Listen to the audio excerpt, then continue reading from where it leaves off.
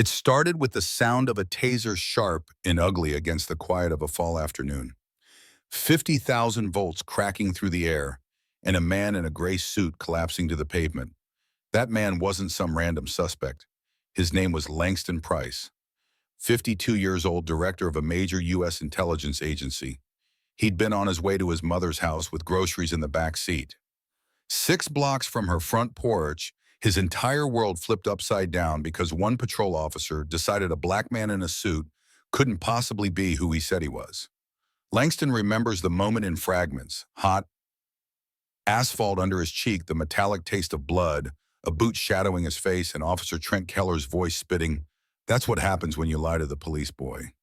He also remembers the smell of cut grass from the yards on that street and thinking how absurd it was to be tasered on the same road where he'd learned to ride a bike. What the officers didn't know, and what Langston knew even as his muscles seized, was that every stitch of his clothing carried tiny sensors.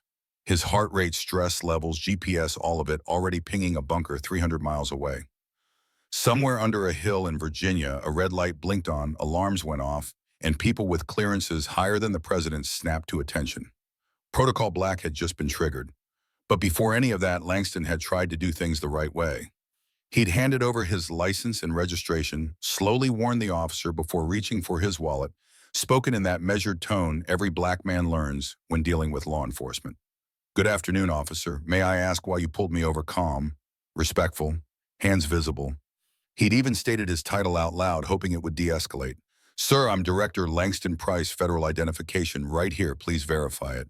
Keller had laughed a big, ugly look-at-me laugh and called to his rookie partner, "Hey, Marcus, we got ourselves a director here. CIA, FBI, whatever." Probably printed that badge at Kinko's. Marcus, 26, sandy hair, still eager to impress, had grinned nervously, but kept quiet. Langston caught his eye and thought, this kid knows this is wrong. He also thought about his mother waiting with peach cobbler cooling on the windowsill. He thought about how, after decades of briefing presidents, negotiating covert swaps overseas, surviving war zones and double agents, it might all end on a suburban street because a local cop couldn't believe a black man could run an agency. The taser hit. The sensors fired. In a bunker, Master Sergeant Hayes shouted, "Director Price is down. Location confirmed. Threat active." Deputy Director Evelyn Adler's voice snapped across a secure line. "Initiate Protocol 7. Full spectrum oversight. In plain English, lock the city down, seize the networks, send the rescue." Meanwhile, at the precinct, the story Officer Keller told was already shifting. Suspect got aggressive, resisted arrest impersonating a federal officer.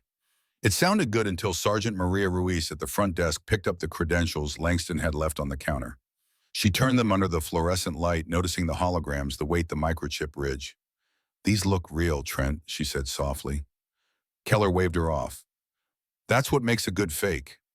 Langston sat zip-tied on a metal bench, breathing steady, cataloging every face in the room, like he had done in interrogation rooms across the world. Inside, though, his pulse hammered not from fear, but from anticipation. He knew what was coming. He'd helped design parts of it. By 4 p.m., Richmond's cell towers flickered out one by one. Internet slowed to a crawl. Landlines clicked with strange delays.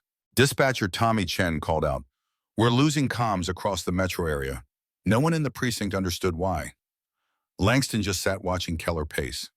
Then came the black SUVs, 4 of them rolling up in formation, tinted windows, federal plates.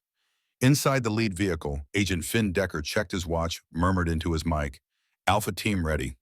Bravo team ready. Charlie team secure." His mission was simple: walk into a local police station, take back his boss, and make sure the entire operation stayed as quiet as possible.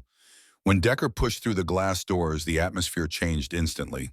Civilian visitors went silent. Officers froze mid-keystroke. "Good afternoon," he said evenly, flashing credentials. "I'm Agent Decker. I understand you have Director Langston Price in custody." Chief Harold Garrison tried to bluff, tried to say there'd been a misunderstanding, but Decker cut him off with a raised hand. "Take me to him, now." Down the hall, Langston stood as the cell door opened. His suit was torn, his wrists red from the zip ties, but his back was straight, his eyes steady. He nodded once at Decker. "Protocol 7, he asked quietly. "Full response," Decker replied. We have the entire metro under control. They walked back through the station together. Every officer they passed could feel the weight of what was about to happen. Keller stood by the booking desk, his face pale, sweat darkening his collar. For the first time, he saw not a suspect, not a boy, but a man whose name was already echoing through every secure channel in Washington. Langston didn't gloat. He didn't yell. He just looked at Keller the way a surgeon might look at an X-ray clinical assessing inevitable. That calm was worse than rage. It told Keller his career, his pension, maybe even his freedom were already slipping away. While agents secured the building back at his mother's house, the peach cobbler had gone cold. Beatrice Price had called the station, gotten a weird delay, then silence. By then, a federal agent was already on his way to knock on her door and explain. Later that evening in the station's conference room, converted to a federal command center, Langston sat at the head of the table while Chief Garrison tried to apologize. Decker laid it out plain. We're not talking about internal discipline. We're talking about federal charges assault on a federal official deprivation of rights under color of law obstruction. Meanwhile, DOJ civil rights prosecutors were setting up shop in the chief's office, pulling files, interviewing staff, dismantling the old boys club one binder at a time. Officers who'd looked the other way were now staring at subpoenas. Sutton, the rookie partner, got arrested first as a co-conspirator. Keller was stripped of his badge that night. Through it all, Langston kept his composure. In his first public statement, standing right there in the lobby with cameras rolling, he didn't call for vengeance. What happened to me, he said, voice steady, reflects deeper issues in training and verification procedures. This is bigger than one officer. This is about every citizen's right to be believed to be safe regardless of color or title. That statement cut deeper than any threat. People watching could see the contrast, a man tasered on the street now speaking about reform, while the cop who did it stared at the floor. Comment sections lit up nationwide. Some asked how a police culture could get so warped it would tase a CIA director. Others pointed out, if it can happen to him, imagine what happens to us. Weeks later, the courtroom was packed. Keller sat in an ill-fitting suit, eyes hollow. Federal prosecutor Amanda Richards laid out the charges, like stacking bricks: assault on a federal official, civil rights violations, obstruction, conspiracy. Langston sat behind her, not as a victim, but as a witness to what accountability could look like. When people ask Langston about that day now, he doesn't talk about the taser pain or the blackout. He talks about sitting on that metal bench, wrists bound, watching a young rookie's face twist with doubt, watching a veteran sergeant finger a badge she knew was real, and realizing the whole department was at a crossroads. It wasn't just me on trial, he'll say. It was a whole way of thinking. And maybe that's why he still goes back to that neighborhood sometimes, under federal escort, to see his mother and sit on the porch, where it all began. He says the street feels different now. Not safer exactly, but honest. The myth that power protects you is gone, replaced by a more complicated truth: systems only change when the cost of ignoring them gets too high. That's the story of how a black intelligence director was tasered on his own block, and how a city went dark while the government came to get him back. It's also the story of every person who's ever been dismissed because of how they look, only to rise and show exactly who they are. So now it's your turn. If you were watching that scene from the sidewalk, what would you have done? Have you ever seen someone's dignity tested like that?